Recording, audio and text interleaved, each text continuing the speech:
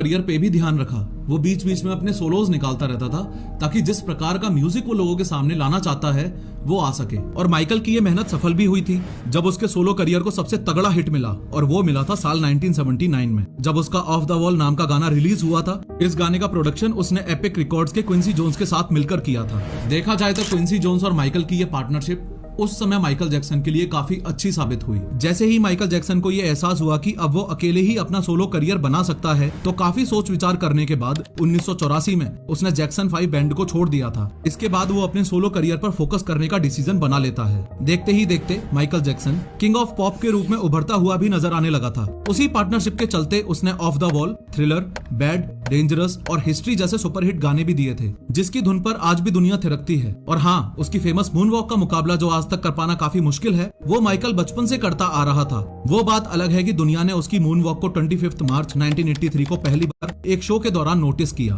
खैर, बात जब माइकल जैक्सन की फैन फॉलोइंग की आती है तो खुद माइकल ने एक डॉक्यूमेंट्री के दौरान ये बात बताई थी कि उसके कॉन्सर्ट में तकरीबन 5000 लोग बेहोश हो जाया करते थे। इतना ही नहीं, माइकल के लिए लोग इतने दीवाने थे कि उसको पास से देखने के लिए चलते कॉन्सर्ट में स्टेज पर चढ़ जाया करते थे। इसका एक एग्जाम्पल आप इस वीडियो में देख सकते हैं। ये बंदा माइकल जैक्सन के लिए इतना दीवाना था कि अपनी जान जोखिम में डालकर क्रेन पर चढ़ गया था, और उसका ये प्यार देखकर माइकल जैक्सन ने भी उसे गले से लगा लिया था। लेकिन अक्सर कर सेलिब्रिटीज से इस जेस्चर की उम्मीद कम ही करी जाती है। जहां कई सुपरस्टार्स अपने फैंस को इस तरह से ट्रीट करते हैं, वहीं माइकल उन्हें गले से लगा लिया करता था। शायद इसी डिफरेंस ने माइकल जैक्सन को किंग ऑफ पॉप बनाया था। अब यहाँ तक देखने में माइकल की लाइफ जितनी मजेदार दिख रही है उतनी थी नहीं। उसके साथ 2 ऐसे मेजर एक्सीडेंट्स हुए जिन्होंने उसकी जिंदगी पलट कर रख दी। दरअसल साल 1984 में हुआ कुछ ऐसा था कि माइकल एक पेप्सी कमर्शियल की शूटिंग के दौरान एक्सीडेंट का शिकार हुआ। जैसा कि आपने अभी इस क्लिप में देखा कि माइकल यहाँ इस जालीदार गेट के पीछे खड़ा हुआ था। वो आगे बढ़ता है और एक छोटा सा फायरवर्क होता है। उसी फायरवर्क से निकली एक चिंगारी माइकल जैक्सन के बालों में आ गिरती है।